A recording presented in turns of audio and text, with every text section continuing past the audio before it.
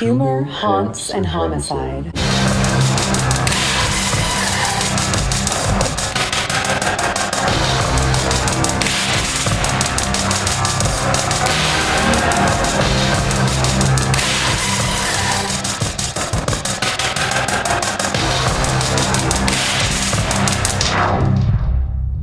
Hey, bitch! I'm Josh. And I'm Renee. And we're Humor, Haunts, and Homicide. We are. We are also doing episode 2 for season 2. And this is our Drunkisode. I'm drunk. I also feel the same way as you. But if we were not drunk on a Drunkisode, right, there would be something wrong there. And you would be like, what the fuck? Why aren't you What's drunk? the point? You've been saying that you're doing a Drunkisode, and here you the are point? sober. Why would you be saying that? Hello. And we'd have to be like, we're sorry. We didn't mean it. But we're not doing that because we're drunk for you. And we've been day drinking. It's been a brunch. It was like a brunch. It's been a brunch. It's been a brunch? Yeah, whatever. It's been a brunch. And Dylan made us $1 Million bacon. Ooh, God, it was so good. If you don't know what $1 Million... Wow. Dollar? If you don't know... If you don't know what $1 Million bacon is, look up the restaurant First Watch and just be jealous that you haven't had it. We talked about it a couple episodes ago. I think about it all the time. And she said that too, and she still means it. And I also feel the same way. I do think about it often. And the only thing that we didn't do this time that we get at the restaurant was they usually add some garnish of like green onion, I think, is it? Green onion's gross, so I'm good. Oh, well, I enjoy green onion. But yeah, so we enjoyed that. And gosh, it's been a morning. We've done some fucking drunkioki is what I call it. Wow, we have. But first, wait a second. Oh. First, it's Cinco de Mayo. Oh my gosh, yes it is. Which is the reason why we decided to do a Drunkisode. I'm so drunk I forgot. And we also decided to give you a little Wikipedia history on Cinco de Mayo. Okay, we looked this up for you, so you don't have to do this. Straight from the Wikipedia. Yeah. So we're going to go ahead and tell you a little bit. Cinco de Mayo, which is Spanish for the 5th of May, obviously, is a yearly celebration held on May 5th to celebrate Mexico's victory over the Second French Empire at the Battle of Puebla in 1864. Wow, 62. Led by General Ignacio Zaragoza. Zaragoza died months after the battle from an illness, and a larger French force ultimately defeated the Mexican army at the Second Battle of Puebla and occupied Mexico City. However, following the end of the American Civil War in 1865, the United States began lending money and guns to the Mexican liberals, pushing France and Mexican conservatives to the edge of defeat. Ooh. I know.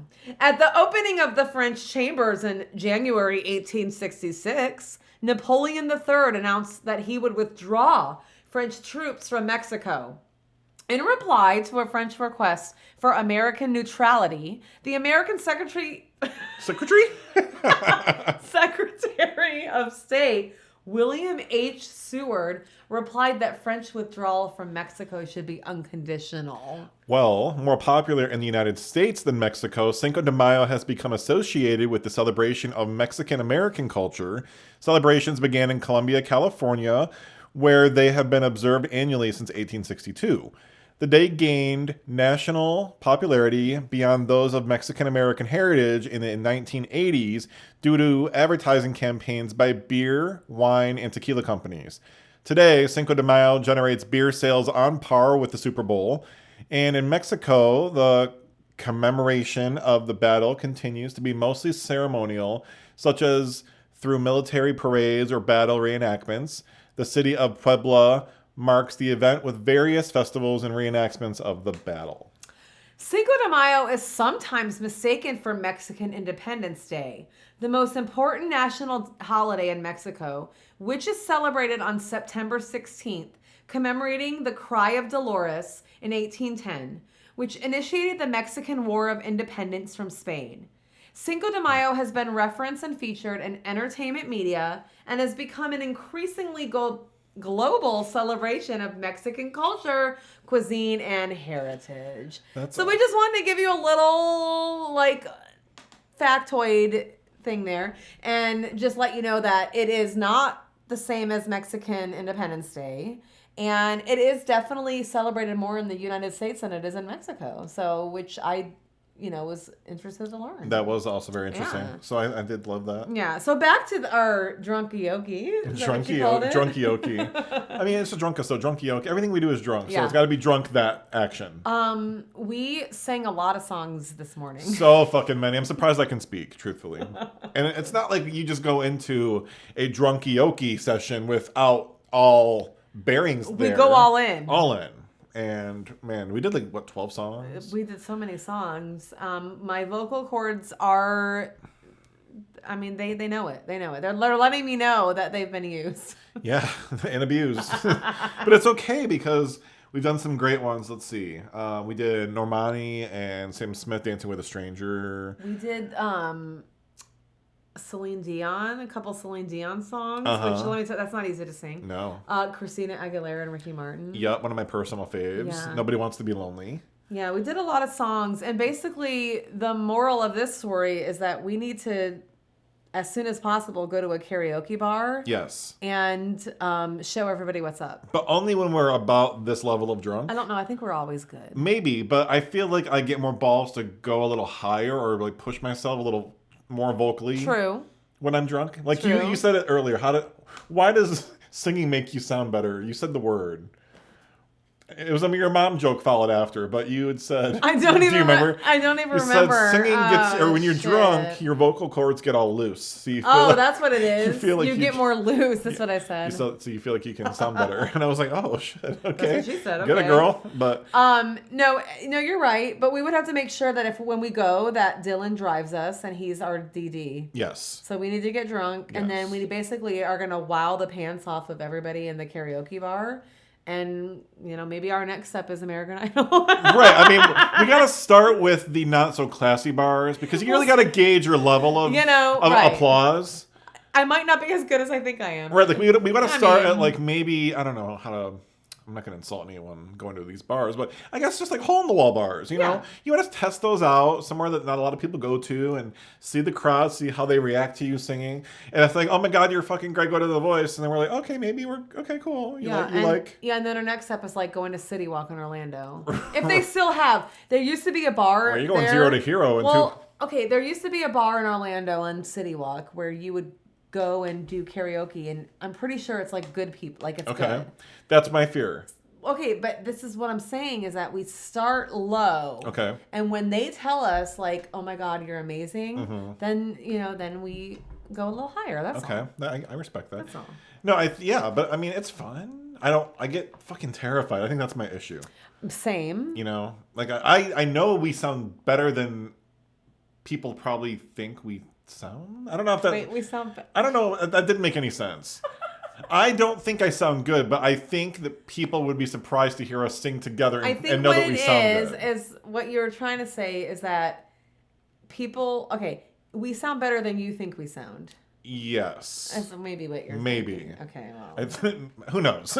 Who knows what I would meant, at that point. Okay, well, it's all good. On to the next. What was yesterday? Let's talk about that. May the fucking 4th be with you. Yeah. Yeah, bitch. I had my nerdy ass Death Star lounge fly out.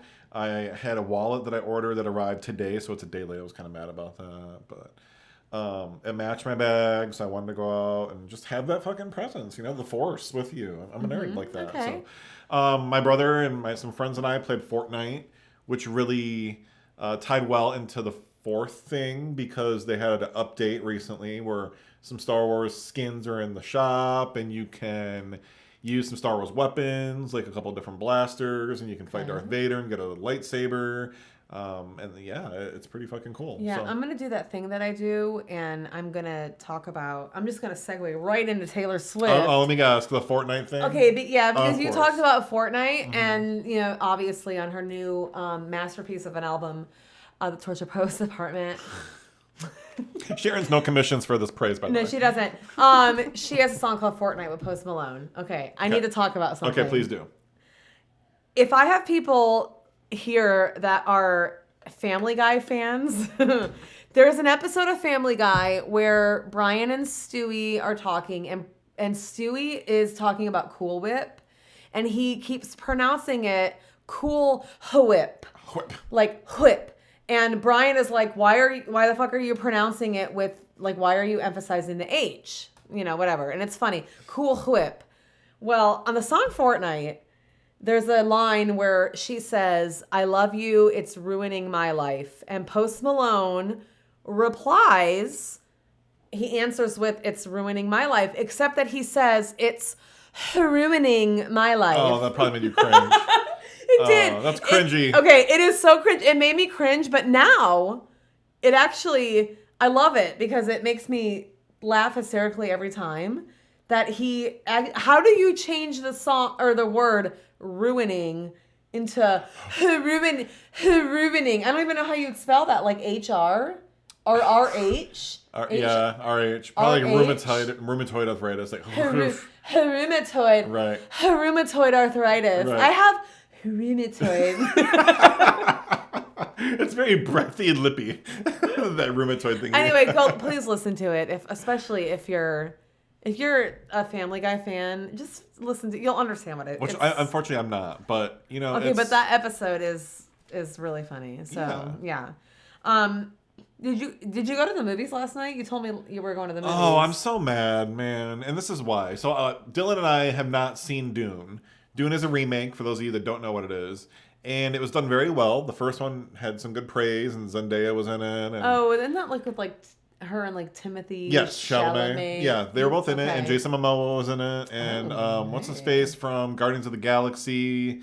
I can't think of his name. Buff guy, bald guy. I know who you're talking about. Yeah, I can't think of his name, but he was in it as an evil person. Okay. And Oscar Isaacs was in it also. He was the main king there. But I don't know who that is. Oscar Isaacs, really? No. Oh, you're not a Marvel fan. He was in Star Wars. He was in Marvel. Okay. I'm not an anti-Marvel fan. fan. But you're just not you don't follow it, so you don't maybe Yeah. know who he is. If you've seen him, you probably know who he is. And he's been in other shit too, just stuff you wouldn't really recognize. Okay. But yeah, they're all in it. So we went to go see 2, and it's like the last week it's even in theaters because you can even rent it on your home demand for like $24.99, which I'm like, fuck that shit. We get AMC for free. Right. So we tried to go, and the movie theater didn't even have AC. What? It was like 87 degrees in that We're in theater. Florida. We live in Florida. I was so mad because normally it's fucking freezing. Right. And I'm in a hoodie and some pajama pants and a blanket. I brought a damn blanket all in that cuddled up before. because they have like the reclining comfy seating. And yeah, no, I was so fucking mad. I couldn't even sit there. I had to get up and leave. It was so bad. Oh. So unfortunately, we're going to have to wait. That sucks. I know. Yeah. We got to probably halfway through and we're like, yeah, this is just not going to work. Oh, lame. So not happy about that. However, there is a couple things I do want to add. I guess just as things that are new and current for me. The house is finally on the market. Yes, it is. And I'm happy to say that we're going to be cult-free and debt-free very soon, hopefully. Fingers tied. And that makes me very happy. Fingers tied. Time up. It's close. I know. You know what I meant, bitch. I do. It worked, but it wasn't what I meant to say. So either way, it's not. Yeah, fuck you. How about love that? it. Okay, good. I was fine. You better be fine. Thank you. You're welcome. Oh gosh, what else? I would say there is some bad news in the news lately. There is some bad news in the news. Wow. What? What'd you just fucking say? There is some bad news. Bad in the news. Florida sucks. Yeah, love our state. The fucking 6-week abortion ban just came into effect this week. 6 weeks. Mm-hmm. It was originally 15 weeks, which I already think is bullshit, and I don't care who knows it. Women don't even know if they're pregnant at 6 weeks. So to ban abortions at that level is simply nothing more than a complete control on women's bodies. Like in the year 2024, we have less rights than we had in the 70s, in the 80s, in the 90s. It's ridiculous. I can't even. Oh, man, it makes me mad. A lot of these political issues, and I hate being this person, they've really caused a big rift between people that I thought were my friends and even some family members, unfortunately. Yeah. And it's not something that, people always say, leave political issues out of it and separate, but for me, it's become a moral issue. Correct. It's not a political issue.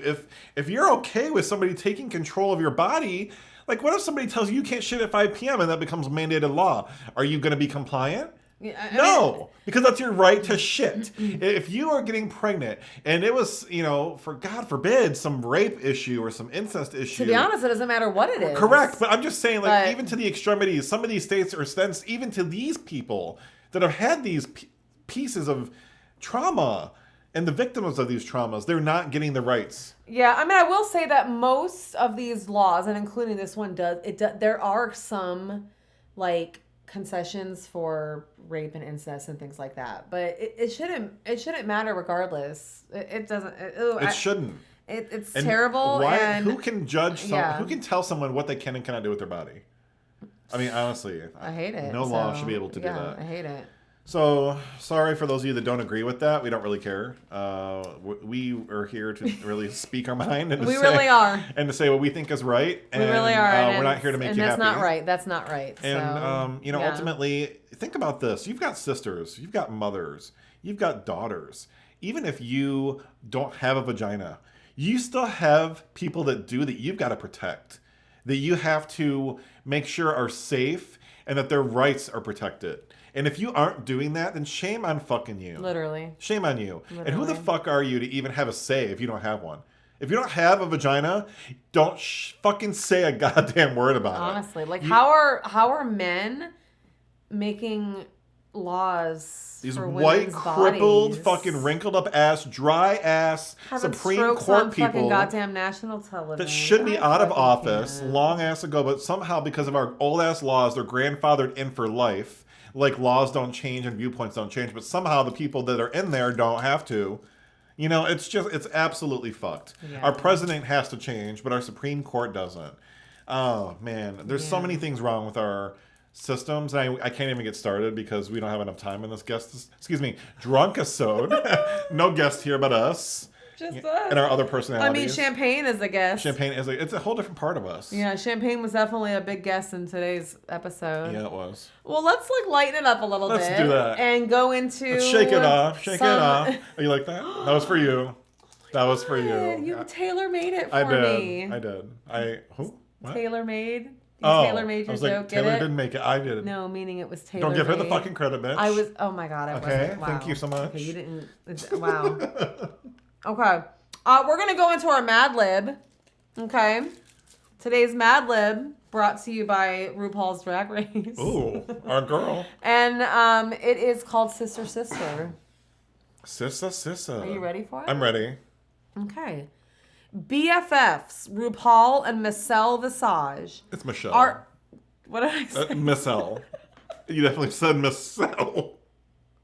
But it is definitely Michelle. I'm going to start over. Mm-hmm. Wow. BFFs RuPaul and Michelle Visage, wow, are two tacos in a pod. Yeah, they are. Witchmates who can party each other's minds and finish each other's besties. Oh. Their friendship began 33 years ago in New York City. They were active in the floor scene and often fucked each other at parties. Oh, my God. Did they know? Them sluts. Wow. When Michelle first saw Rue, she thought, who is this bubbly 69-foot tall Afro-wearing mermaid? Fucking giant. Rue told Michelle he'd had his butthole on her for years and thought she was a brothel. They became fast friends and started hating a radio show together. In 1996, they co-hosted Rue's new Snap show, The RuPaul Show, where they punch stars like Mary J. Blige and the Backstreet Boobies. Today on Drag Race, even when Rue throws a little shade Michelle's way, their bond as judges and best kitties is as buoyant as ever. Oh, yeah, that's the... That was good. That was a good one. I liked it. That was fun. I don't even know. I feel like we challenge ourselves to pick up these words that we don't think we've used before. Yeah, buoyant. I was buoyant. I don't even know where it came from, but I chose buoyant. It came from deep inside. Deep inside with buoyancy. That's weird, right? Which is kind of what she said. Oh, that's even weirder. I don't know. I felt like it fit. That's fine. It did fit, like your mom. Oh, sorry. Hey. Share Bear, we miss you. Come visit. Love you. Oh, what is next, Sister Friend? Oh, I don't know. You've been like bitching at me about my purse. Oh my gosh, yes. Like, your what do you fucking call purse. it? Your goddamn hotel. My hotel. And now she's bringing a motel with her little purse pocket thing she has around her other shoulders or some shit. Okay, basically what it is I kind of bring like 2 purses around. Mm-hmm. Okay, but if I go in a store, like I only bring the little one. That is a can of busted fucking biscuits, bitch. That thing doesn't even close. It has my deodorant in it and my like a full bottle of body spray, a big thing of body cream, my AirPod thing. Well, they're not really AirPods. What are they called? The Amazon ones? Amazon earbuds. The Echo earbuds. I don't know. You gave me something the for Echo free. Buds. I like them. They're Anyway, what else do I keep in there? My makeup bag is in there. Do you keep extra underwear? No, I keep that in my glove box in my car. Okay. So no, that's not in your purse. No. I think you keep a broom and like your pantry in there too. Well, my broom sometimes is my mode of transportation. For that witchy bitchy side of you. Yeah, she's got basically, I call it a hotel because everything you need is there to pack yourself on a vacation. Well, I mean, you know what? Have you ever wanted for anything? I guess not. It's not in there right now, I'm not going to lie, but I normally in my purse carry it's like a utensil that you use to eat crab legs. Are you joking? No. You carry that with you? Yes, because at any moment I might, like, what if we, like, on the fly end up at a restaurant where they have crab legs and I decide, I'm going to get crab legs. I have the, like, tool to eat it. And if this place that you're eating at with crab legs doesn't have tools, would that be a letdown? Well, they'll have a cracker, but most places don't have. I have like a different kind of. Some places have it, but what?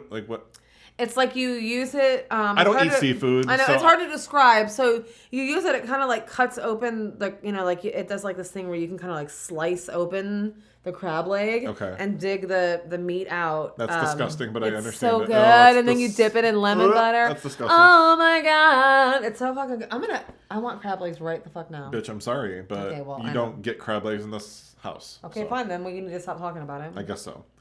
But yeah, her hotel comes with her wherever she goes, and now her motel travels with the hotel. So she's got a hotel. It's so sweet. It's almost like a song. It's We a got sweet that now. hotel, motel, Holiday Inn. No, just me. What's the other one? The Chingy song, Holiday Inn. Remember Chingy had Yeah. that song Holiday Inn? Oh, that was a good one And like too. Snoop Dogg was God, in we're it. old, Yeah, man. wow, good stuff. That was like new when I was like a young teen It's adult. not new at all. No, not now, but man, Sure that was, ain't. who is? Like, if you asked your daughter, do you know who Chingy is? She would look at me like. Right, if you ask Bryce, he might know.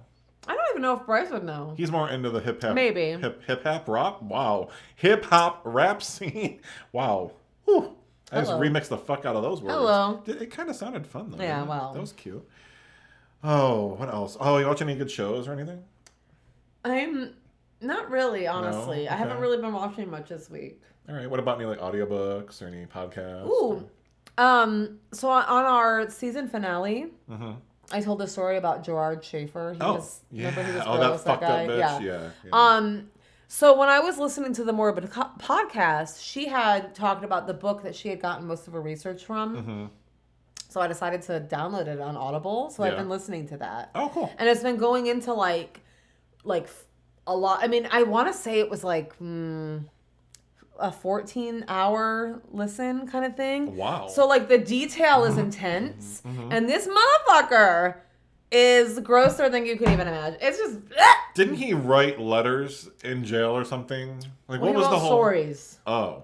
So he would write stories that would like detail like really disgusting things, but then he would like say he would like confess but then backtrack, like retract his fucking confessions, but like his stories would be so detailed they would like line up with a crime and a crime that he would be connected to. Oh, but of course he just made that up out of nowhere. Yeah, Oh, so yeah. he's gross. Right, Anyway, yeah. but it's I mean, I'm probably I'm definitely more than halfway into it at this point. All right. And I mean, it's gross, but I mean, it's what I'm interested in, which is weird. You know, I'm weird. I get it. Yeah, which is you know. why we're here doing this for everyone else and this listening. is why you guys were listening. Right, So, because you yeah. have an equally fucked up mind. I can't even remember what the name. I think I think it might be called like American Ripper, maybe. Oh. Anyway, it's really good. Is that his name? Like, is that what he's known to Well, be he was called? known as a lot of different things. Okay, like, but he that's was one like, of them? Yeah, one of them was like the Hangman. I know that, but Yeah. Oh. Well, because he was all into hanging and... Okay. That makes sense. He's gross. That makes sense. Well, I'm not watching anything nearly that morbid, I guess, other than the normal Dateline 48 Hours, 2020, Right. thing like that. Deal or No Deal Island. Again, Joe Manganiello. I don't care what you say, straight or gay. Oh my God. Oh, yeah. Hot. He is. But he is on there. Rob from Survivor, who's been on several times. Oh, I remember him. Italian name. Mariano? Maybe. I think that sounds I know familiar. I know Boston exactly. Rob is what they call him. Yep. Mm-hmm. And he's there. And he's actually still on the show from what I know. We're going into the finale next week. So Okay. I'm into it. I'm down. I love it. I think it's a great concept. But I'm also watching Survivor. I know you're not really into Survivor. I used to watch it when it was...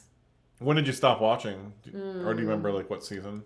I don't know the exact season, but I probably watched it for a solid 4 or 5 years. Oh, and wow. Then, okay. and then I don't know, I just didn't anymore, I guess. There's definitely been a whole change in format. There's a whole bunch of different things, but it's on season 40 something plus. I don't know. Mm-hmm.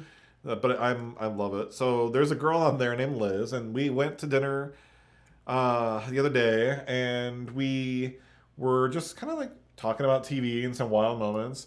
And Liz, who is a current contestant on Survivor, had an absolute fucking meltdown on a castmate named Q. He played it for me was it yesterday? I think it was yesterday. Yeah, I don't know. Anyway, yeah. You played it for me, and wow, it was pretty entertaining, let me tell you. So basically the backstory as to why she freaked out, there was a challenge that allowed you to be able to get this Applebee's feast of a bourbon bacon burger and some other mashed potatoes. And we were at Applebee's. We were eating lunch at Applebee's. Yes. That's why this all came about. That's right. That's what. Okay, I remember. That's what probed the conversation. Yeah.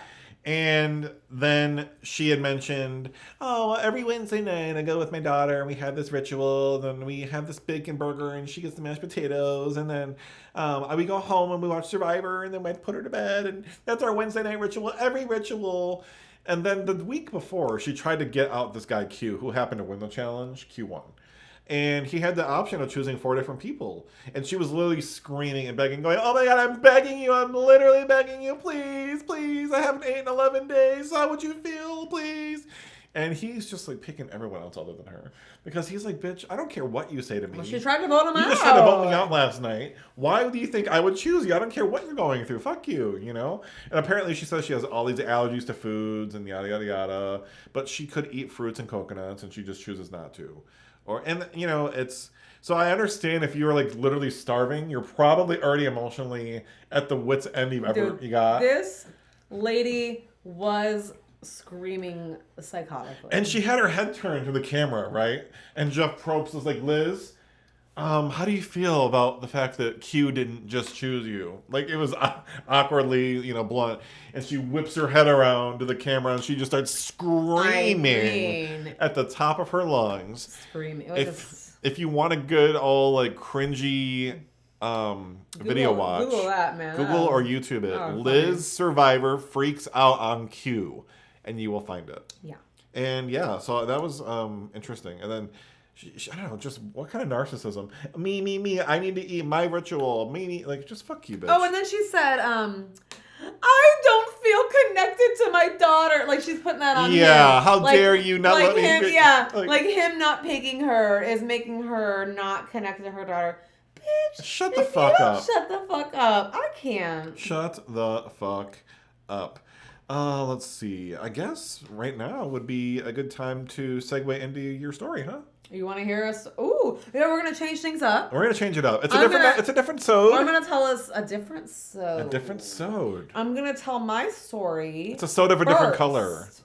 So if you've been like, man, I really want to hear Renee's voice tell her story before Josh's voice, then you know what? This is the fucking episode. This is the time for you. And you know what? I'm ready to let my voice rest and just enjoy you telling me some fucked up shit for a little bit. Okay. Yeah. So let's do that.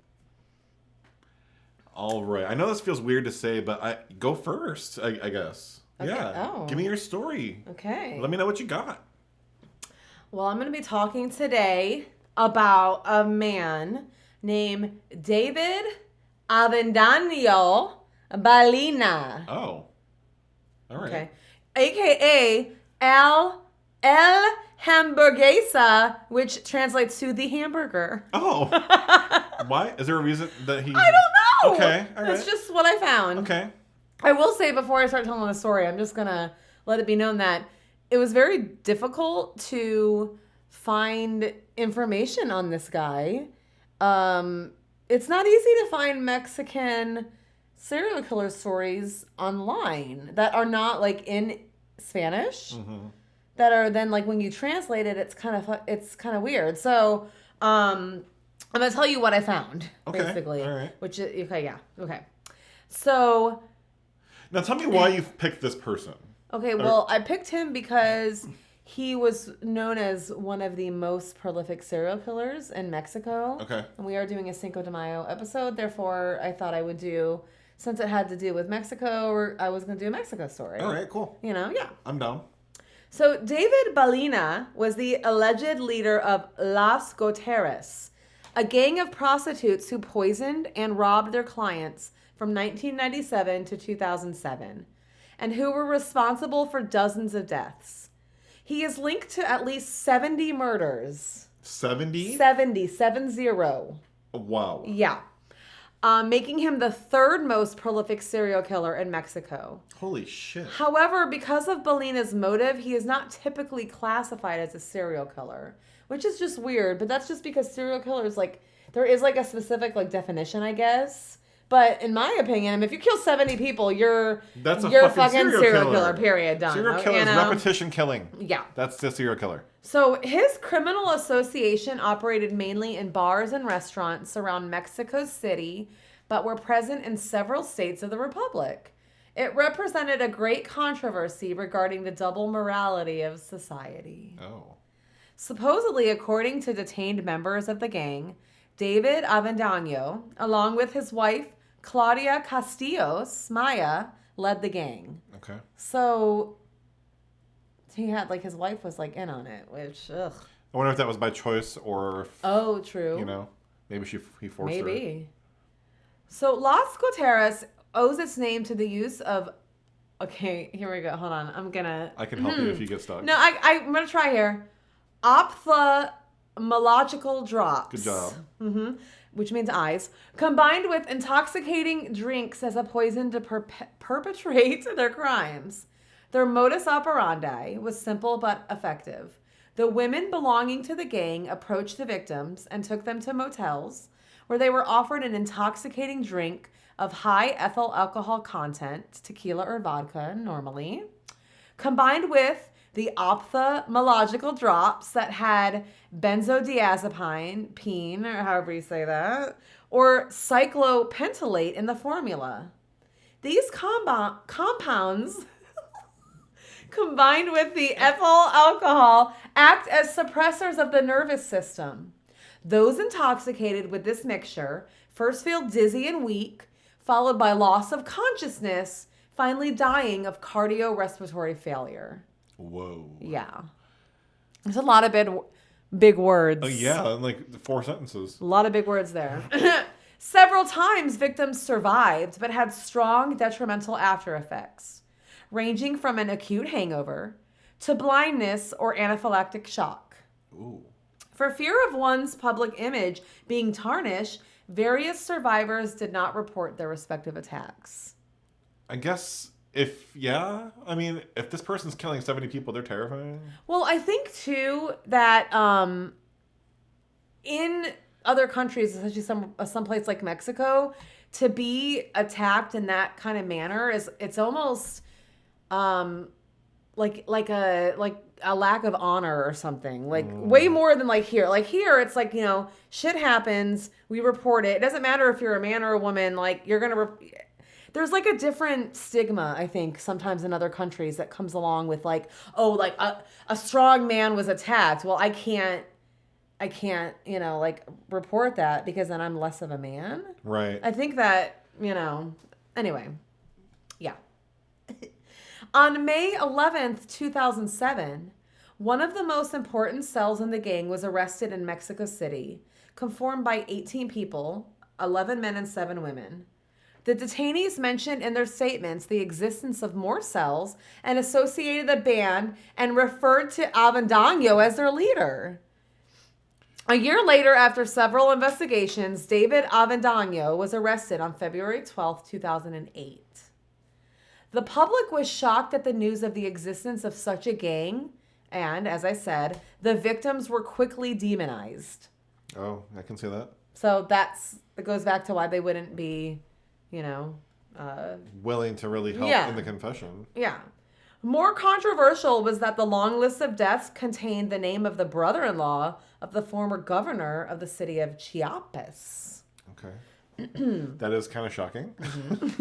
At the beginning of 2009, the possibility of the band's continued action was supposed, despite the affirmations of the federal government that the band was completely extinct. Wow. Hello. On February 14th, 2009, the corpses of 2 professional wrestlers were found inside a hotel in the Central District of Mexico City. The cause of death was defined as respiratory failure. Traces of benzodiazepine were found in the bodies, a reason why it was immediately attributed to the Gutierrez. Yeah, I can see why people would think that would be them. This event pointed to the possibility that the band is, as such, is still functioning, and Avendano's arrest represented a political strategy to gain credibility with respect to the armed struggle that was and is still developing. It was never thought to Avendano's innocence, but it was believed that he was just a simple member of the gang and not the leader. But, Okay. I mean, this bitch was. I know, seriously. Or simply a judicial mistake. Yeah, right. In fact, this hypothesis represented I'm just going to add extra syllables. Why not? Yeah. Represented a line of research to follow. It was possible that the gang was still in function, but it was a branch of descendant of the first one, according to the government. Although it was not ruled out the possibility were imitators or simply isolated incidents. However, on July 21st and August 12th, 2009, respectively, Maria de los Angelos Sanchez Rueda and Estela Gonzalez Calva were arrested. The 2 sex workers who were responsible for the deaths of the 2 fighters. It was ruled out that they were members of Los Gutierrez, however, and it was determined that they were just copycats. Both were sentenced to 47 years in prison. So they weren't members of the gang? Well, they said that they weren't. However, the MO was the same. Maybe so they were it's forced to like, say that they were, but then be like, oh, no, I wasn't. well, I think what it is, so it was determined that it's copycats. We're going to go with my personal belief here. And my personal belief is that they were part of Los Gutierrez, but I don't think that the Mexican government is willing to associate it with that because they want people to think with the arrest of David Avendano Ballina that it's done. Like, we arrested the leader, it's over. So for them to then, like, 2 years later go, oh, well, these murders were attributed to that gang, that means that they didn't fully do their job.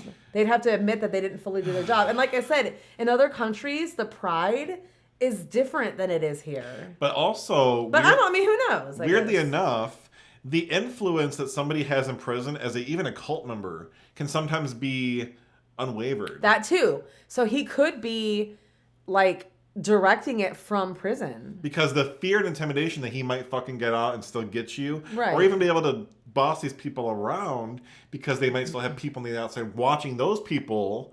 It'd be easier over there too because, like, okay, so here everything is monitored. So in the United States, it's from prison, phone calls, all that's monitored. And people are still able to direct things from prison. And now in Mexico, they don't have, and maybe some places in Mexico they do, but I know, like, in a lot of, like, other countries, and I'm pretty sure Mexico included, they're not going to have the same, what's the word? Like, they don't observe it as much. Like, they're not recording phone conversation and all this. So they would have an even better chance to be directing bullshit from prison. Yeah. And controlling it with fear and saying. intimidation. Yeah. Absolutely. Anyway, that's basically the information really that I could find about it. But there it is. David Avendano Ballina. Wow. Wow. All right, Joshua. Yes, Ren Naylor. It's your turn to tell me a story, and you're going after me, which is weird. It is weird. You know, whatever. It is weird, but we're gonna just have to get used to that because we're doing it. And I'm gonna It's throw happening. I'm It's gonna, happening I'm gonna throw right a little now. surprise at you because I also had a hard time finding research on the story that I'm gonna do. It's not easy finding. I don't understand stories why about because Mexico. It wasn't easy. I googled several things and I just wanted to know what the most haunted place in Mexico was. Right. Okay. And it came up with the House of Laments, which is apparently the most haunted house in Mexico. But there was very, very little articles on it. And the articles that I did find, I think, give us enough to give you a story. But just in case it wasn't enough, I added a second story, a little mini story. A twofer? A twofer. So I would say the twofer gives us one fur. Okay, all right. You know what I mean? You I look right like in there? it. That was fun. All right, maybe it's a 1.5 fur? Yeah. And again, we're drinking. It's a drunkisode. And I'm going to fuck up these words. So if you don't like that, I don't Probably know. would fuck up I'm sorry. if you were sober. Probably, but even more so today. But we're doing the House of Laments. And my second story is La Casa de Brujas. Brujas. So for those of you who don't know what Bruja is, it's a witch. Okay. Here we go. So here's a story about Mexico's most haunted house, the House of Laments. The House of Laments is located in Guanajuato, Mexico. Deep in the winding calones of Guanajuato, where the vibrant colonial homes seem to almost lean against one another, standing a crumbling mansion shrouded in darkness, dread, and death. This place is known to the superstitious locals as Casa de Lamentos, which is also, like I mentioned, the House of Laments. Its very walls, the home of supernatural events that led to many murders. Hi, laments. Laments? Yeah, like a lament. Again, fuck it up. Okay? I'm just saying. I'm doing the thing I do. You do. Toxicity at its finest. The mansion dates back to the 18th century. Many believe that it was built in the later part of 1800, but nobody really knows due to the lack of research. It was originally built for a wealthy silver baron who made his fortune in the nearby mines. His name was Marqués de San Clemente. Marqués? We're going to say Marqués, right? Let's just go with that. We're going to go with Marqués. Marqués was a prominent miner in his day. It is said that he had the home built to run as a post office until around 1890. It was after 1890 that Tadeo Fulgencio Meja and his wife Constanza de la Rivera moved in. Tadeo was a mining engineer and was a devoted husband and a very hard worker. The couple lived a very happy life until their time together was cut tragically short. Constanza was assaulted in an alley and was brutally murdered. God damn it. I know. Tadeo was desperately lost without his wife and went down a desperate, dark, and desolate path of destruction and despair. We just can't live. Well, women in that time were not exactly... Women in this time. Well, yes, I'm but sorry. even more so then, I know. they were treated even more so like trash. But you're right. You're right. According to some other versions of events, the murder of Costanza occurred during a domestic invasion orchestrated by employees of the mine where Meja worked. They accused him of malversation, which, for those of you that don't know, because I sure didn't. I did. No, I don't. Tell is me. misusing your position of power to gain a benefit. Yeah. Oh, okay. But really, the mine suffered an economic crisis, and for this reason, salaries had been late and cut. Ultimately, Costanza de la Rivera was stabbed in the neck, and according to other versions, Costanza died on a street close to their home. But what we do know is that she was brutally murdered, and it sent Tadeo down a path of no return. Tadeo was desperate for solace and comfort and turned to that local bruja for answers. The bruja told Tadeo that she could guarantee Costanza's safe return to Earth and directed that this could be achieved by giving human sacrifices to unknown gods and demons. Police eventually caught on to what he was doing, and before he could face trial, he shot himself in the head like a true fucking coward. And after his suicide, police discovered black magic seance props, the occult book, multiple body parts, bodies themselves, and ashes of the bodies that he actually got around to burning. Because that was his ultimate intention. But he was just killing so much that he couldn't keep up with the cremations. Wow, this took a little turn that I wasn't expecting. Yeah. Okay, all right. Like I said, he had went down a path of no return. sure did. I did. It ultimately didn't matter who his victims were, and it's seen that Tadeo did not have a direct pattern of choice. He murdered men, he murdered women, he even murdered children. Ultimately, Tadeo would sacrifice anyone to the Bruja if it meant that his wife would return to the Earth realm. The exact number of murders Tadeo committed is still unknown to this day. Now, I want to kind of pause for a minute. What would you do if a witch had told you that she could bring back your closest loved one if they had passed, and the only thing you'd have to do is kill an innocent stranger? What would, like, say that your daughter, God forbid, had passed untimely? I mean, I can't really. It's hard. Or son. It's hard to put yourself in like that kind of mindset if it hasn't happened to you. You know, to say like, what would I do if my child, Yeah. passed? But I don't think I could do it. Because in this honestly. scenario, obviously it's a wife, but, it could be anyone. Right, but I just don't know if I could do it. And in this case too, I mean, he wasn't. It's not like he killed one innocent stranger. No. This man, no. He was just slicing and dicing Yeah, left and right. definitely not. And I don't, just personally, I mean, I just don't know. Unless I had to, defend a loved one or defend my own life, I can't imagine being able to honestly, take someone else's life. Right. I don't think I could go through with it. I don't think I could either. Unless it was, a life and death situation. Unless... for my, if I, you know what I mean? What if it was somebody that was terminally ill? And they asked you? Or maybe you got the approval. Ugh. Like a Jack Kevorkian kind of thing. You mean if my loved one was asking me to Well, help okay, so them, there was this help them end their scenario, life? and you went to this bruja, this witch, and you said, "Hey, look, I need some help." And she was like, "Look, I got you. Your loved one died. I can take care of this, but you got to find me someone that's gonna die." So you find out, maybe you get a job in hospice. So because of that, you start thinking, all right, well, I might be close enough to someone to talk them into this because it's for a good cause, right? Like maybe this person... If the other person was into it, then Right. yes, I think I could I know do that's it. a very weird push scenario. If the other person was into it, then okay, maybe. Yeah. Anyway, yeah. I know that was far-fetched, but well, I just wanted to whatever. throw a theoretical out there. Let's go. Now, kind of to shift things around a little bit, let's talk about what has been said, the hauntings have been taking place there. So it is said that you can hear agonizing screams of the victims in the house still.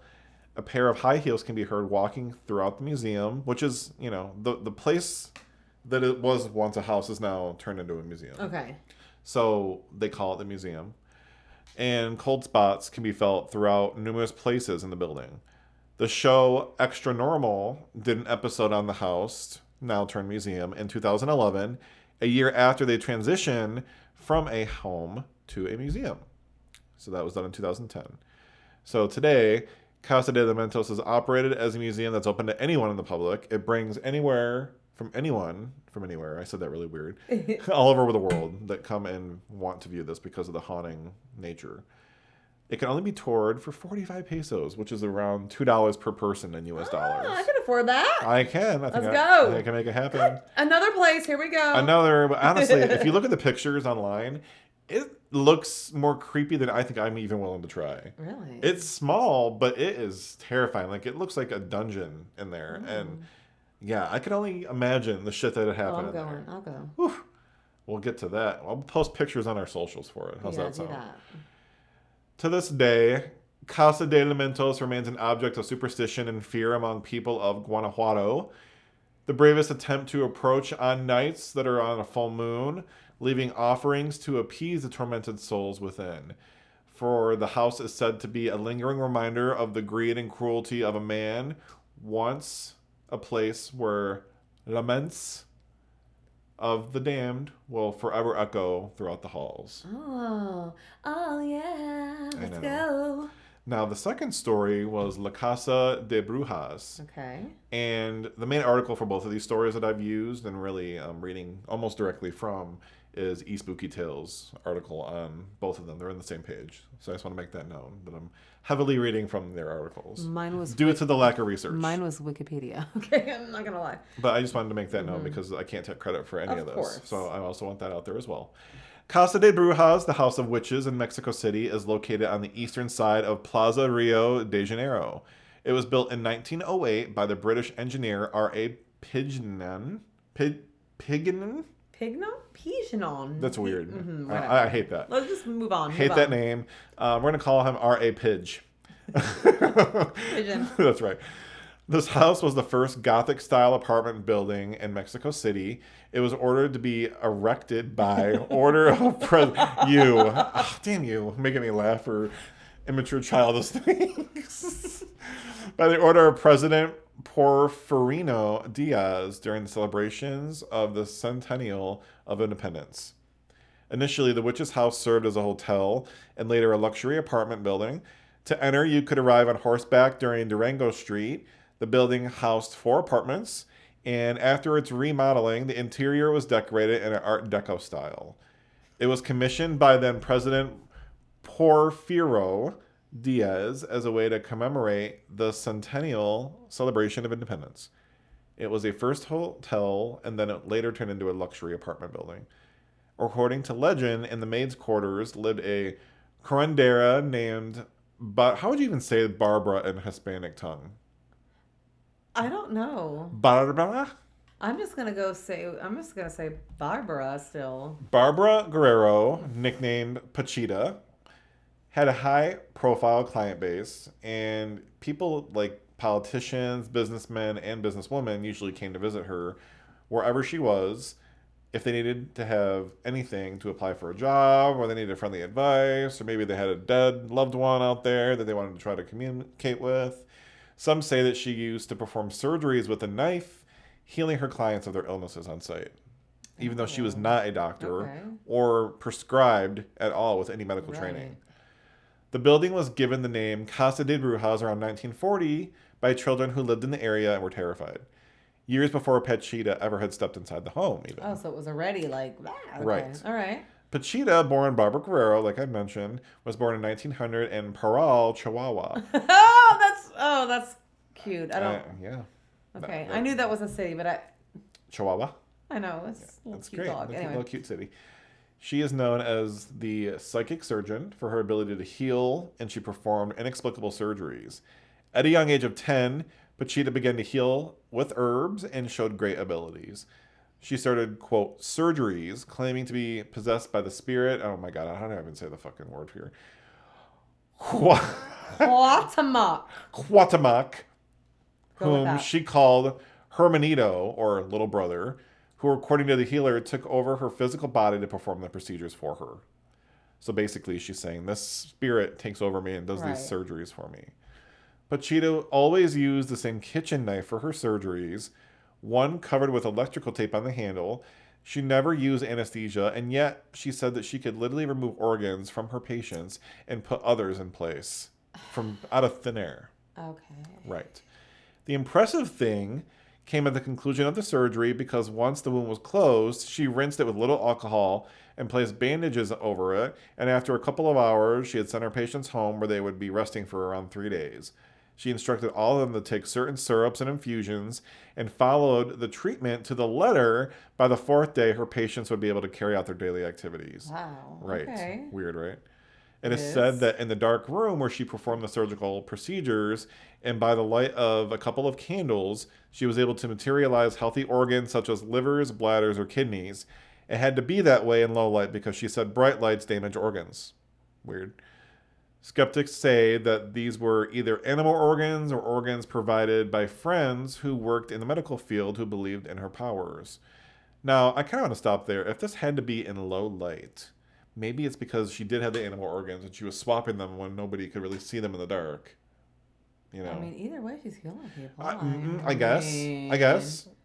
However, none of the theories were proven. The removed organs were analyzed, showing that they did indeed belong to her patients. Okay, this is interesting. Yeah. The following is from a witness found on MetadorNetwork.com. Okay. Pachita's fame was so great that the rumor about her ability reached the entire American continent, but also the European one, to the ears of the former Spanish Catholic priest and former members of the Society of Jesus, ufologist, and researcher of paranormal issues, Salvador Frizzado, who also relates. Quote, Pachita was thoughtful for a moment and suddenly raised her arm with her hand extended, saying at the same time, quote, well, in the name of God, still today, when I remembered the scene after so many years, a certain emotion invades me. I was looking at Pachita's raised hand, totally ignorant of what was even going on, when suddenly I saw a piece of reddish flesh appear between her fingers. She didn't even look at him. He simply threw it into a large hole he made in the patient's lower back. He didn't even bother to put it on. I felt the clack of the meat falling into its hole. Immediately afterwards, he folded his arms, which was the sign that he had finished with the patient, and said once more the familiar word, other. What are you laughing about, bitch? I felt the clack of my meat falling into your mom's hole. Oh, wow. I'm sorry. That's all right. Keep going. Just when you got it, you got to place just, it. Yeah, just keep on going. Keep on. Pachita would relate to a few stories involving investigators testing her abilities. In typical psychic fashion, she found ways to deflect her inabilities. Some researchers asked her to find a sick person with her mental abilities. She flat out refused. Others took her to the Zone of Silence, which is an area of urban myth similar to the Bermuda Triangle, but in the middle of the desert, to see if she can find anything. She, quote, found a tortoise and brought it. She said that they searched for searching's sake, and they've never satisfied with what they have found. Another time, her friend took her to some family property to look up for something that was buried. And when she arrived, she had saw the land was full of dug up holes. She was asked to see if she sensed anything on the property. She didn't report anything. She's been asked to speak at conferences, but refuses because she doesn't want to be made to look like a fool.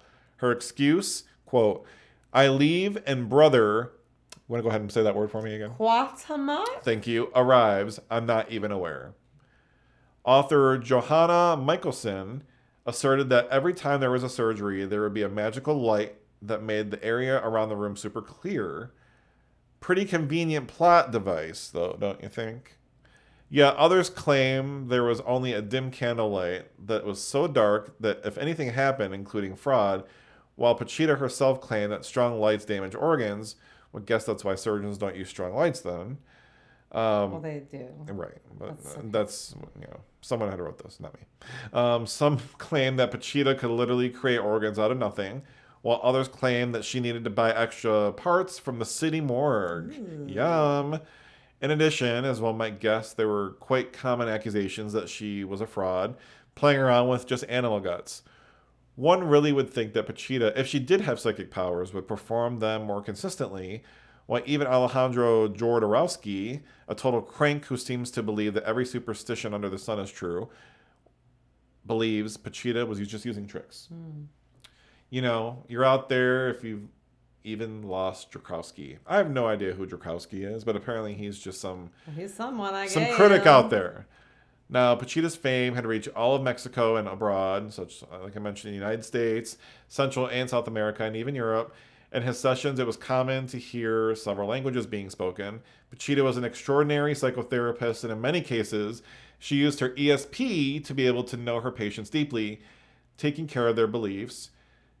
She cured the natives with herbs and the foreigners with medicine. She suggested that the Catholics say their prayers to the Santos, and other people spoke to them about the power of Mother Earth. And if the person expected a ritual, she carried it out. She had a great psychological strength, and she used to convince their patients of a cure that she was providing.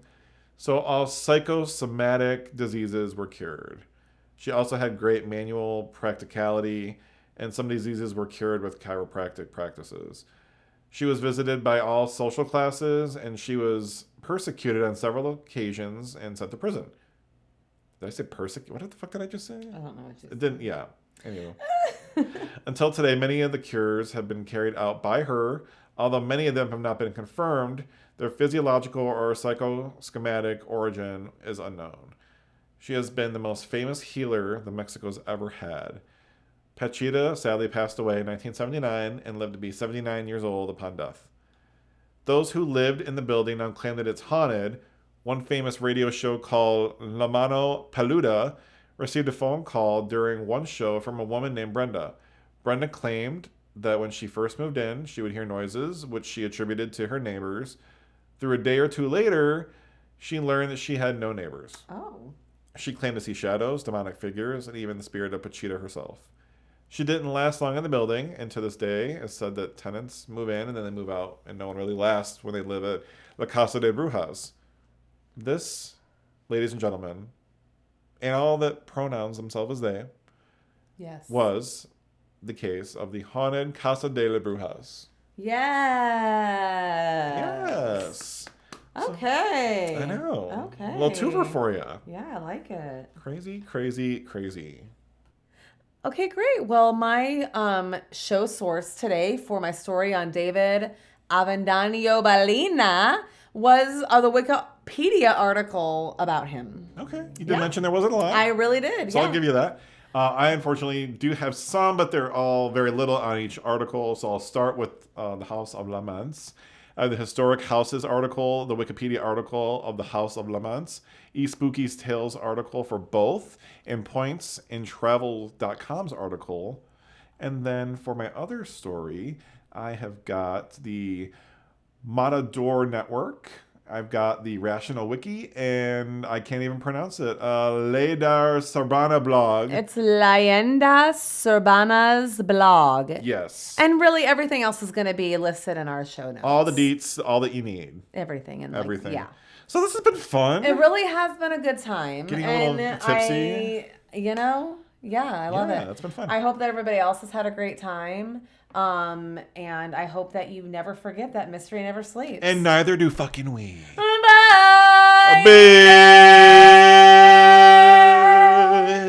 Bitch.